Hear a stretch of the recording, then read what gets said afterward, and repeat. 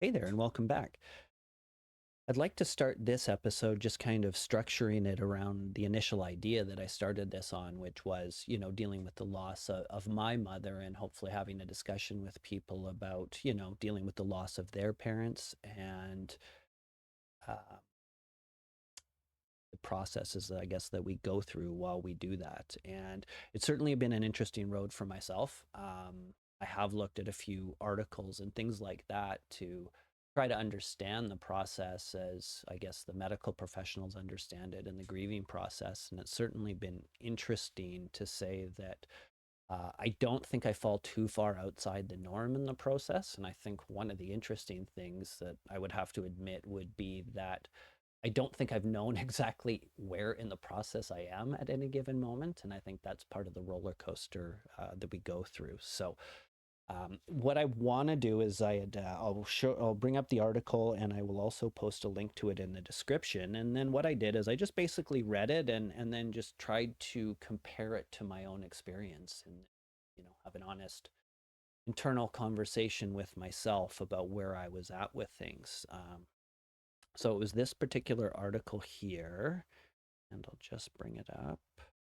And it's on Healthline, and I will again post that link in the description so you can go there and read it. And I would encourage you to do so, for your own benefit.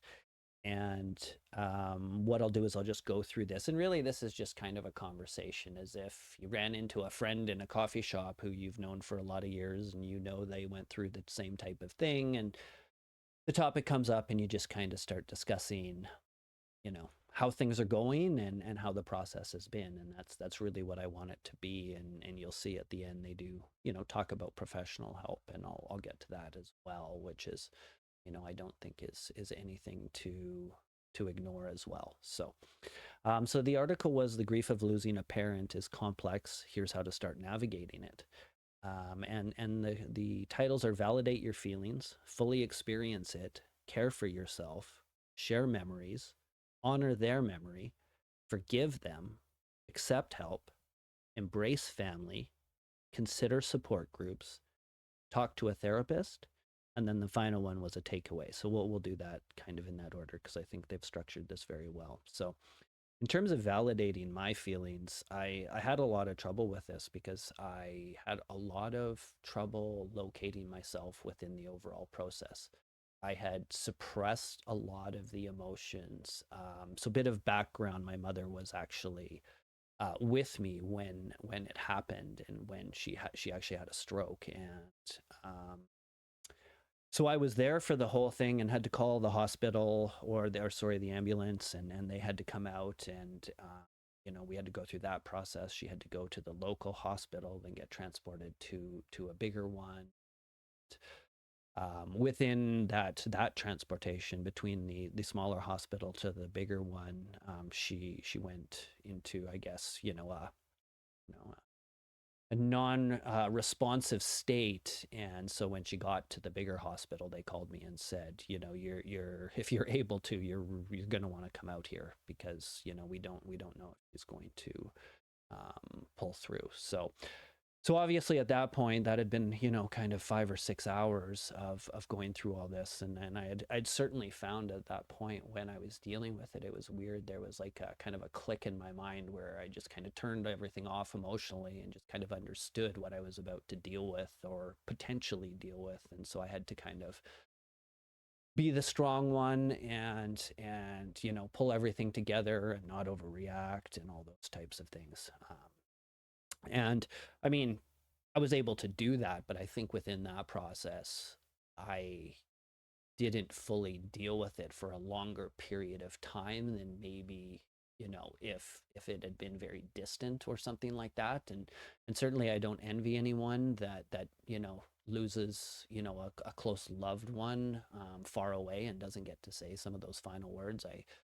I kind of measure that out and think to myself, which way would you want it? And I think it has its costs either way. Obviously, that final opportunity to say goodbye is very important, and I can't imagine that happening. But the weight of that day and being present through a lot of it also has its weight as well. So In terms of validating my feelings, I think I thought I was farther along most of the time than I actually was. And I think that's where I struggled to validate my feelings was I kept thinking I was over things. And what I found was it wasn't that I was over things, I was mainly just pushing them back farther and farther over time. And so I think in order to validate my feelings around this and around the topic, I really had to um, kind of late one night really think about that overall day, realize that that's what I had done, realize that circumstances after my mother had died had also contributed to me not being able to focus on her loss. There was a very busy time, wildfires after that happened, and there was about a 2-3 month gap of time between when mom passed and when I actually could actually sit down and functionally deal with it and even remotely think about it. And then, obviously work kicks in and the routine kicks in, and and after a year I realize it's probably, I probably still haven't dealt with most of it. And that's been part of this particular journey as well, was starting to really realize that for myself. And everybody's going to be a little bit different. I think that, how you do that and how you validate your own feelings on things really boils down to that relationship with that person. And I know parts of my family had a strained relationship with my mother, and I had my own relationship with my mother. And so I really had to address my own relationship with her. And, you know, the article definitely covers some of those feelings of guilt, like, whether you could have done something better, or whether um, there were opportunities that things could have been different. And I really had to come to the conclusion that, kind of like water, the relationship had found its own level for whatever reason.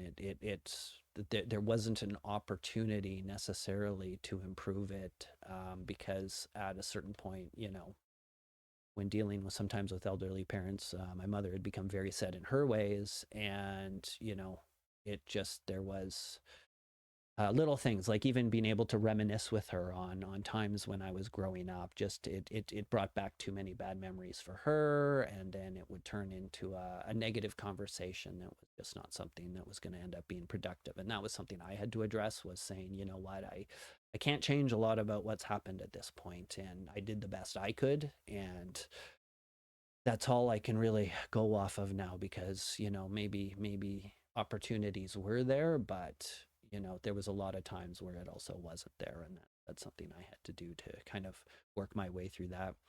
And then that really does tie into fully experiencing it, because I had to go back and really relive that day and kind of deal with it emotionally, and give myself that ability to deal with it emotionally, because I had shut myself off and hadn't really thought about it a lot in that way. So I had to kind of go back and think to myself, you know, what was I thinking? How do I really feel?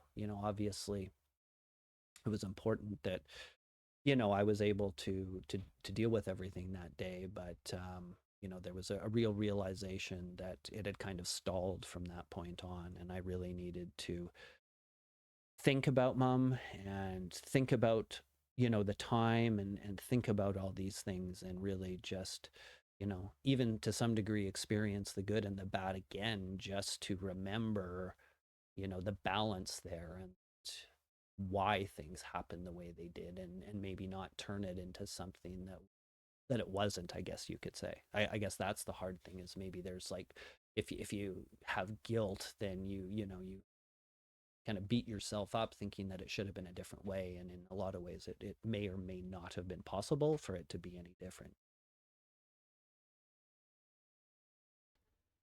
So what I'm going to do is I'm going to pause it here, because when I originally started the episode, I thought I could get it under 10 minutes, and it's turned out to be closer to 20.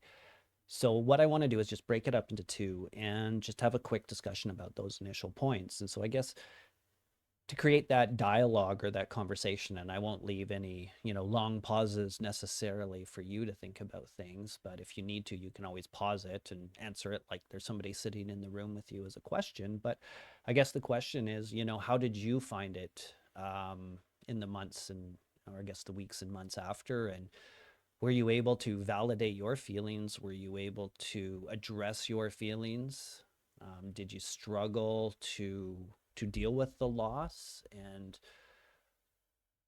I guess, how did you fully experience that? Did you think about, the good times? Did you have trouble with